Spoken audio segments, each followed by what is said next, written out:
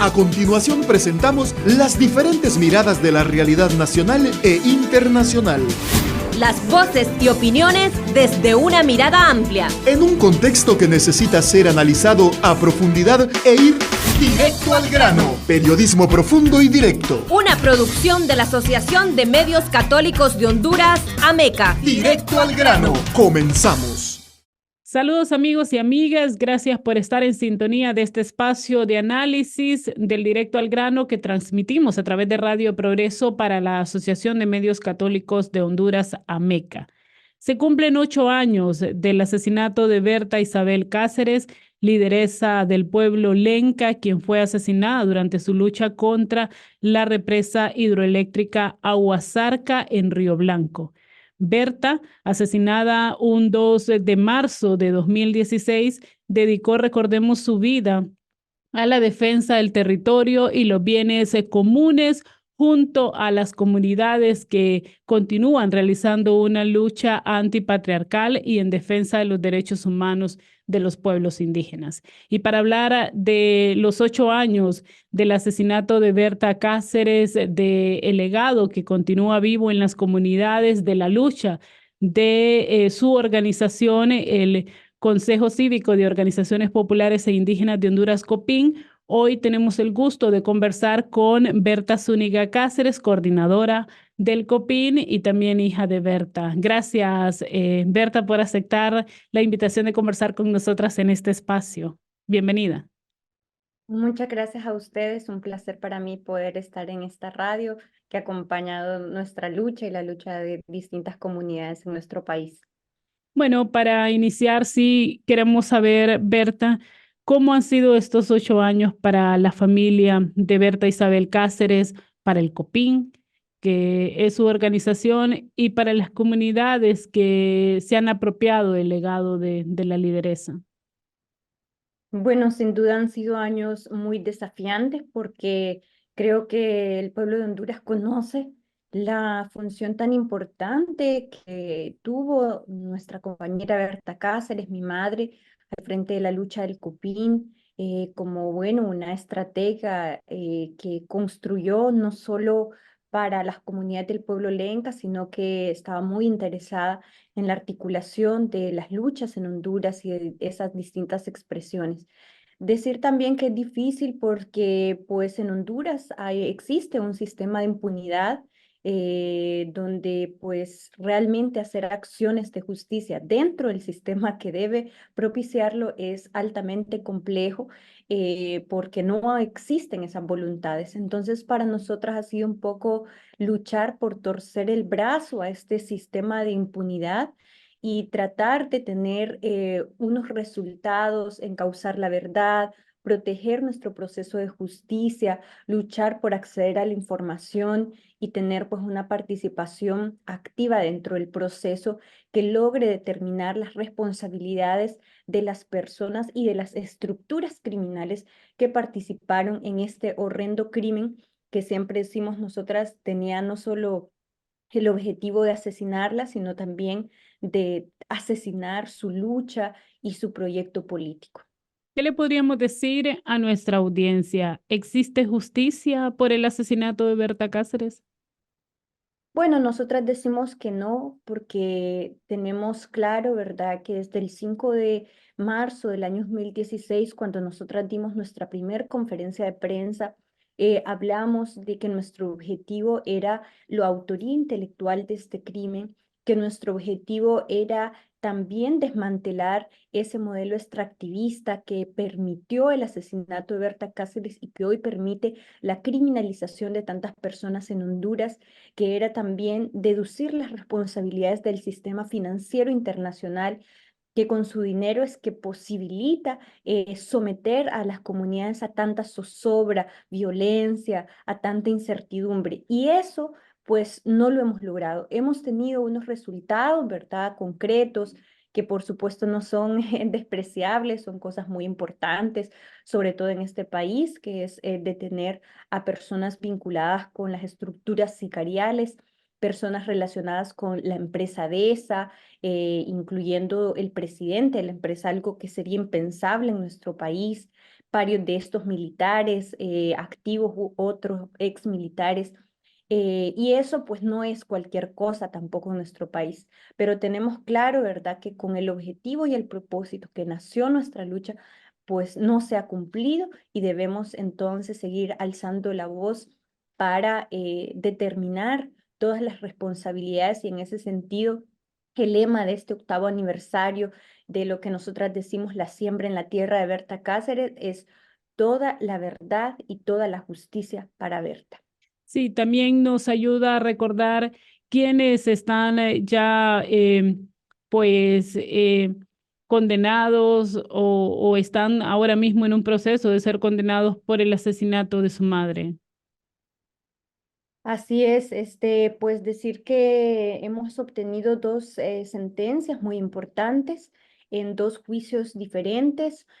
Uno, ¿verdad?, contra 7 personas que fueron 4 sicarios, 2 personas que estaban relacionados también con la empresa DESA, el ex gerente ambiental Sergio Rodríguez Orellana y el ex jefe de seguridad de la empresa DESA, el señor Douglas Bustillo, que fueron personas claves para propiciar el asesinato, además de un mayor de las Fuerzas Armadas, instructor de la Policía Militar del Orden Público, Mariano Díaz Chávez, ¿verdad?, que nos abre un desafío que es entender qué participación llegan a tener las fuerzas militares dentro de la coordinación de este crimen.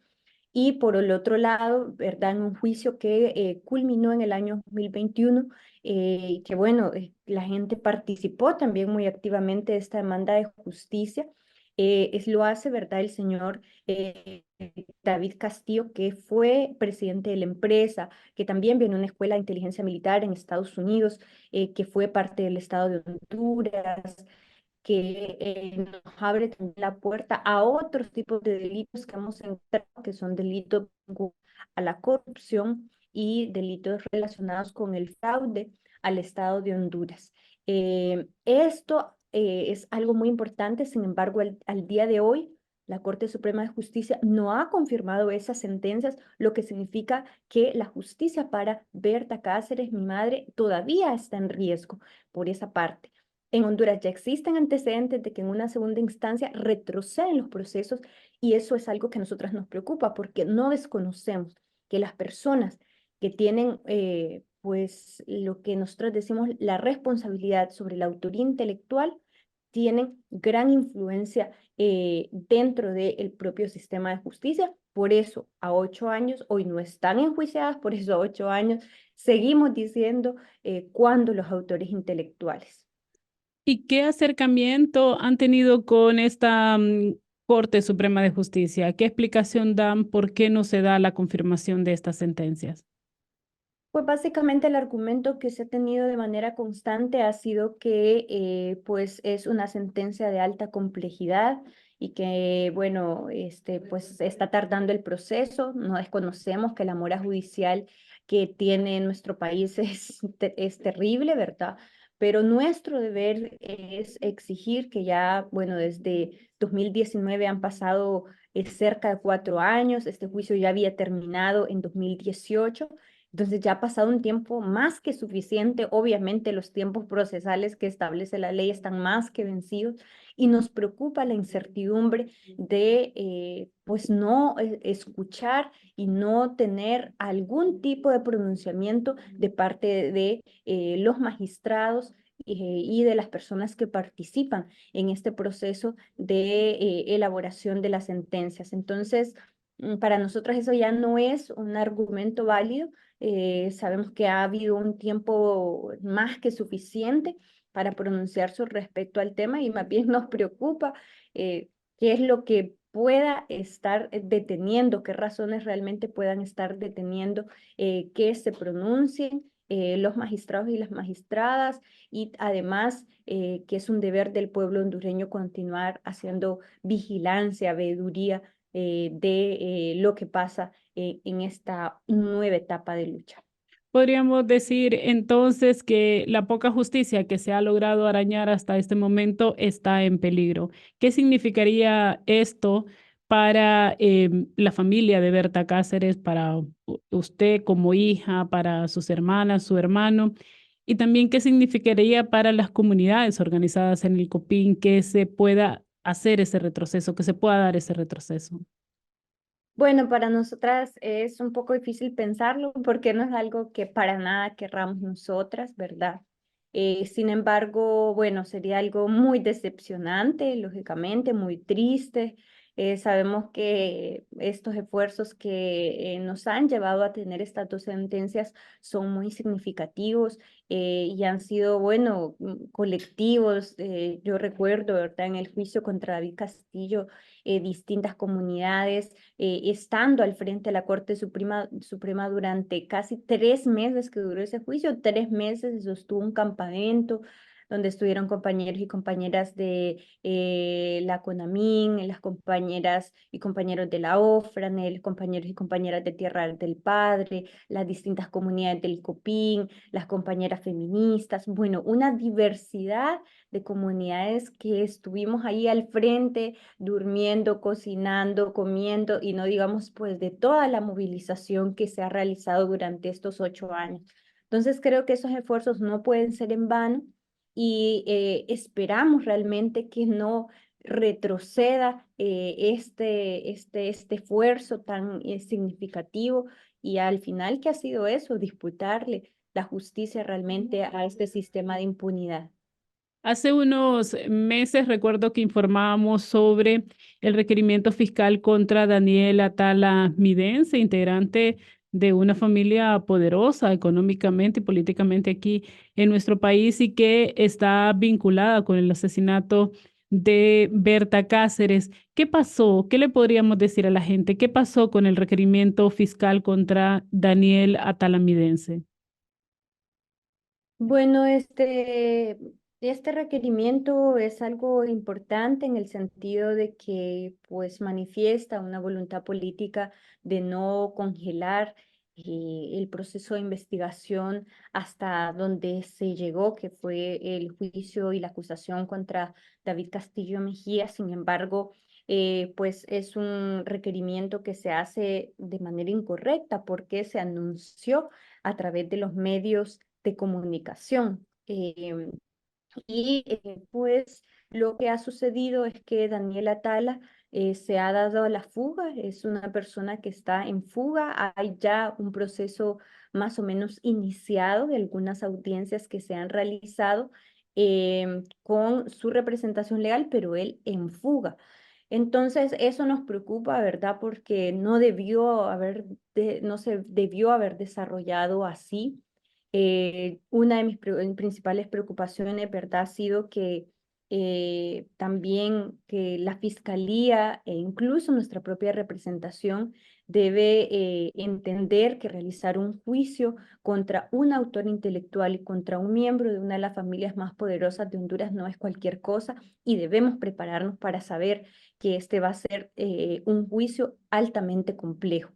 Entonces, que la fiscalía debe reconocer plenamente nuestros derechos como víctimas, debe generar una relación diferente también con nosotras, distinta a la que se ha tenido durante estos años, que ha sido realmente muy conflictiva.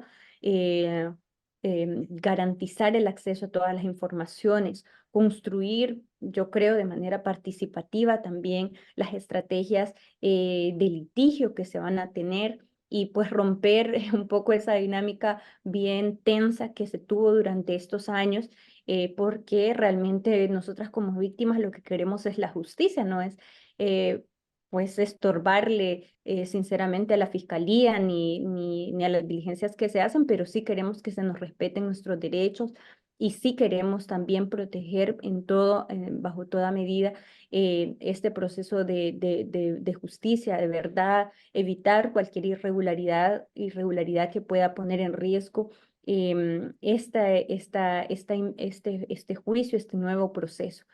Entonces, bueno, es lamentable, verdad, que esté pasando así. Él es una persona hoy buscada por la justicia en Honduras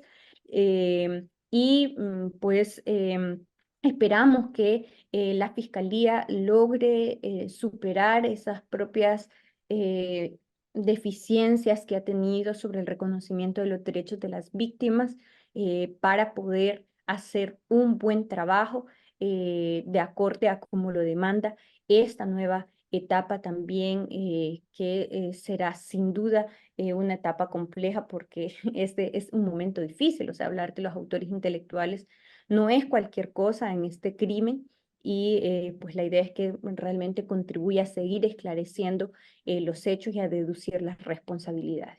Berta, si se captura y se enjuicia a Daniela Talamidense, ¿hasta ahí se llegaría con la lucha en búsqueda de justicia o qué más faltaría?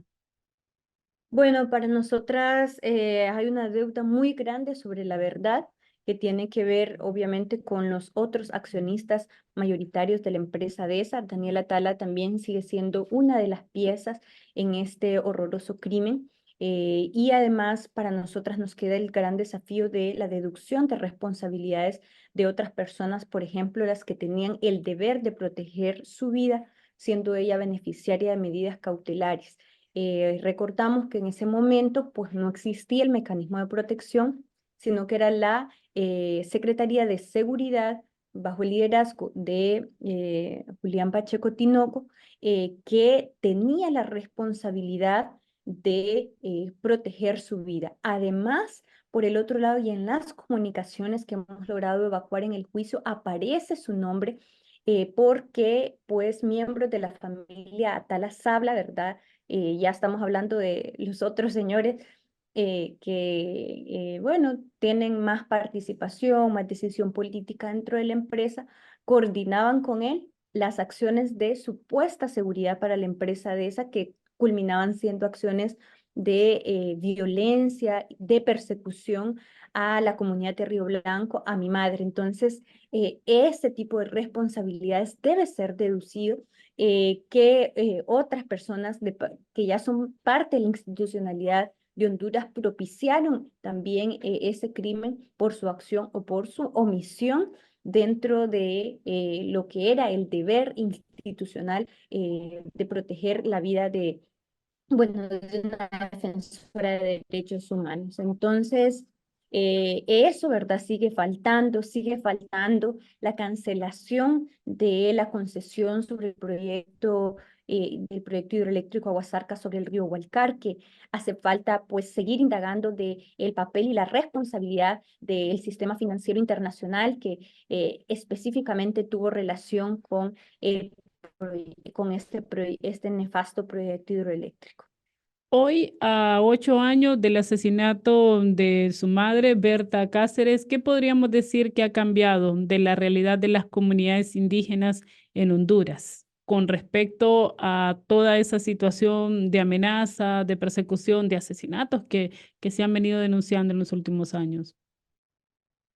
Pues la verdad es que en la vida concreta, cotidiana de las comunidades, pues no ha cambiado mucho la situación, lamentablemente. Obviamente, pues en las comunidades de Copín un poco se ha reducido la presencia policial, militar, y creo que no se sienten con el mismo empoderamiento que se sentían en el gobierno anterior de violentar los derechos, de reprimir a la gente como cualquier cosa. Hoy creo que está las fuerzas de seguridad mucho más temerosas que antes, por lo menos en nuestra situación. No sabemos si en otros lugares sí sea así, pero lamentablemente, ¿verdad? Hoy el tema, por ejemplo, de tierras de comunidades indígenas y campesinas es un tema álgido, sumamente conflictivo, un tema que no tiene resolución. Mismo Río Blanco está en un proceso de demanda de titulación de sus tierras, de las tierras que siempre fueron de las comunidades y que el Estado de Honduras nunca reconoció como dueñas a las comunidades. Y así vemos también en otros lugares, ¿verdad? No solo el no reconocimiento de estos derechos, sino también que continúe esa judicialización acusando a las personas de usurpación de sus territorios y eso es algo muy penoso.